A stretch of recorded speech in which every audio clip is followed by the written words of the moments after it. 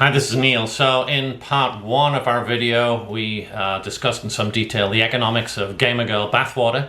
In part two of this video, we will stick strictly to the surfactant news and discuss a couple of things that I found quite interesting that I read about in the last couple of weeks and which are fairly new in our industry. So first up is the Japanese company Kao, K-A-O, who manufacture a lot of consumer goods as well as chemicals. They have developed and commercialized a product which they have called Bio-IOS. IOS stands for internal olefin sulfonate, bio-derived.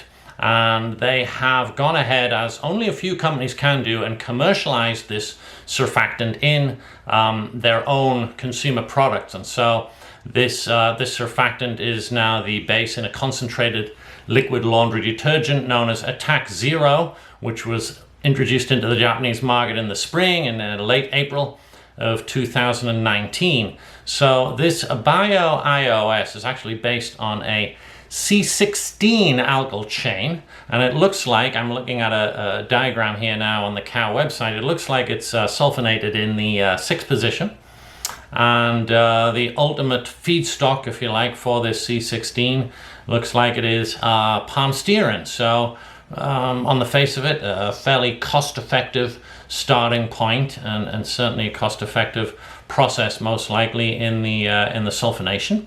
The product itself, the surfactant itself, does have some patent coverage. You can see a bunch of patents filed by Kao over the prior years relating to this product and formulations built around it. So certainly something to watch. As I said, it's on the consumer market now, which is one of the nice benefits of being a fully integrated producer like Kao and like P&G is also you can commercialize these things in your own end products, which is in fact what they've done. So Bio-IOS, I kind of like the name. It's pretty cool. From Kao, internal olefin sulfonates in the market, commercial. Let's see how it does. Certainly, I think something that Kao themselves are interested in marketing, so you'll probably hear from them quite a bit going forward for the rest of this year.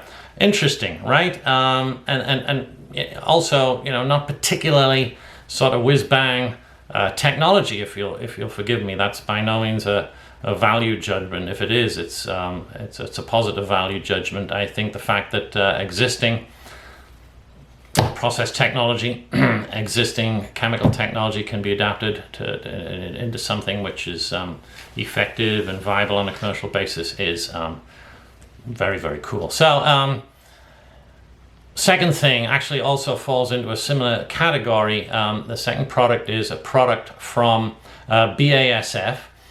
They have not put a lot of marketing muscle yet behind this, but it is in the public domain.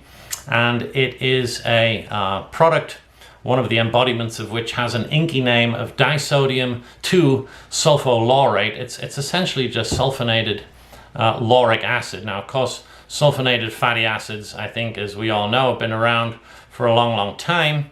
And what BASF has done here is developed a product range around a sulfonated 1214 lauric acid. It has an existing inky name.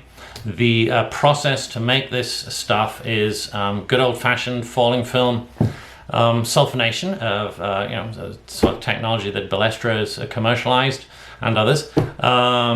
Basically reacting the lauric acid in a falling film reactor with SO3, get the sulfonated lauric acid, then you've got neutralization with caustic, very simple. And I guess the part of the art here and what BASF has published doesn't obviously cover everything, but part of the art here, well, there's a couple of things. One is that the residence time in the sulfonation reactor needs to be longer than one might consider typical for a fatty alcohol sulfate or a fatty alcohol ether sulfate. So that's one thing. I have an idea how that's dealt with, and it's not particularly challenging. The second thing is that the resulting sulfonate straight out of the reactor is generally pretty dark, and so there's some bleaching necessary, which BASF helpfully explains as a box with bleaching in it, and I think, and that suggests to me there's some art there and some technology which I'm sure they've patented and then you get a very nice looking white paste. It's about 30 to 35% anionic active, and you know, they sell it preserved, obviously.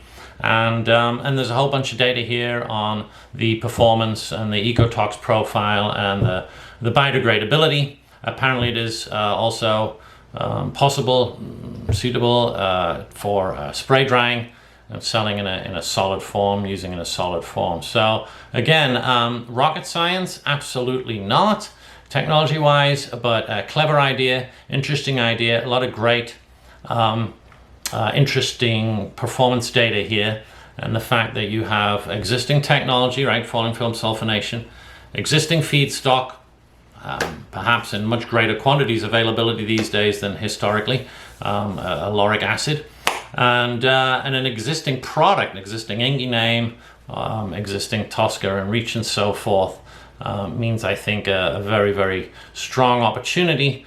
Obviously, unlike cow, BASF themselves does not have a line of consumer products in which to commercialize this, but one might imagine, and I don't know because it doesn't say anywhere, that they're in close contact with the usual suspects with respect to how this product might be used. So I think these two are pretty cool because of their simplicity.